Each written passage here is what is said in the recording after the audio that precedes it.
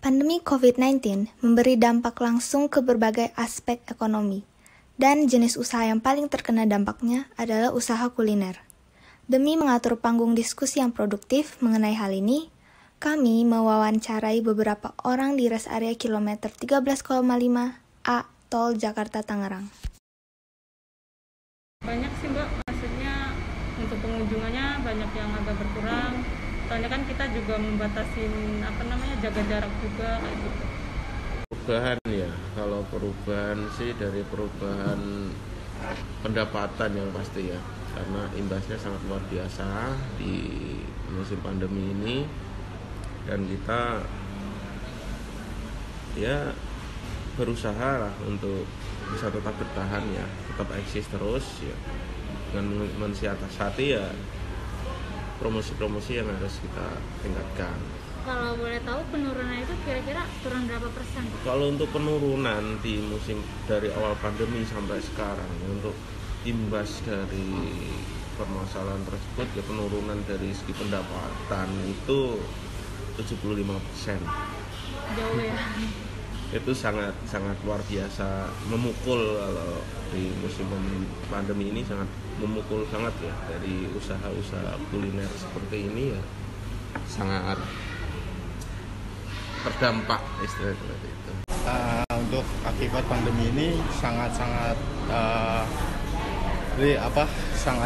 sulit buat tenan-tenan di sini karena sangat menurun untuk salesman atau kinerja karyawan-karyawan sini untuk di drone untuk semuanya. Termasuk pelanggan gitu? Betul. Perubahannya ada banget, Pak. Jadi kayak misalkan kayak jam operasional ya kan biasanya kan 24 jam. Tapi sekarang nggak bisa 24 jam. Jadi dari segi omset juga berkurang. Terus pengunjung pun juga berkurang, Pak. Kalau boleh saya tahu, itu kira-kira penurunannya itu bisa berapa persen ya? Kalau penurunannya ada di 50% lebih, Pak. Iya. Soalnya kalau menurut saya gitu ya, kalau pandemi ini ya turun banget gitu. Bu, saya ingin bertanya, apakah ada perubahan yang signifikan terhadap usaha Ibu yang diakibatkan oleh pandemi? Banget. Perubahannya banget. Seperti apa, Bu? Ya turun drastis lah omset. Itu kira-kira penurunannya berapa persen? Turunnya sampai 50%. Awal-awalnya ya, tapi sekarang sudah mulai membaik. Kemarin sempat tersendat waktu ada PPKM itu. Terus sekarang tapi kan PPKM ini udah mulai baik lah, mulai bulan Februari ini sudah mulai ini. Jadi anak-anak pun kalau misalkan sudah 2 tahun tidak memakai masker, itu kita nggak boleh masuk. Karena memang sangat sensitif ya. Orang yang di dalam juga biasanya kalau melihat ada di antara kita atau customer lain tidak memakai masker, mereka bisa marah juga. Ya sama-sama saling menjaga aja. Jadi dari depan sini troli kita semprot dulu sebelum mereka pegang.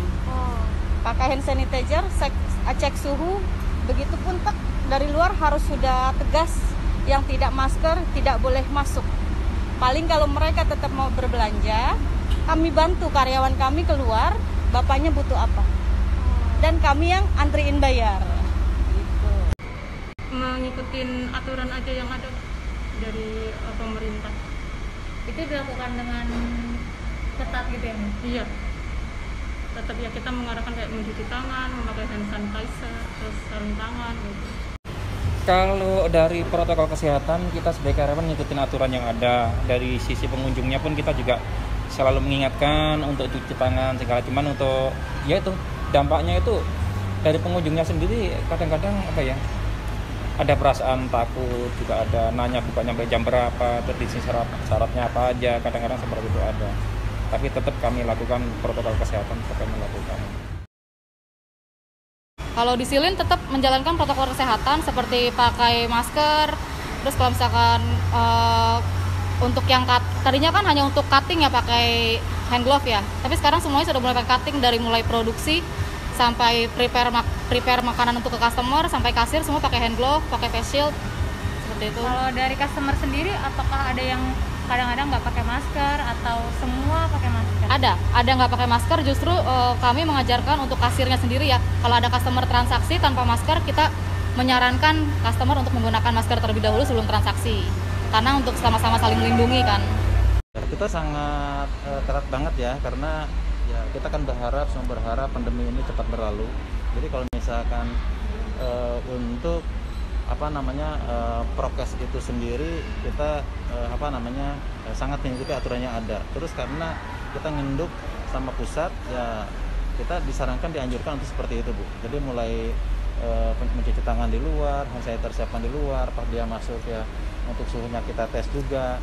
Untuk di dalam pun kita ya teman-teman ya tim kita untuk protokol kesehatan pakai masker, pakai sarung tangan, face shield ya kita coba jalankan seperti itu. Berarti tetap disiplin gitu ya Pak? Betul, kita disiplin. Protokol kesehatan yang dilakukan oleh pihak manajemen itu udah sangat baik.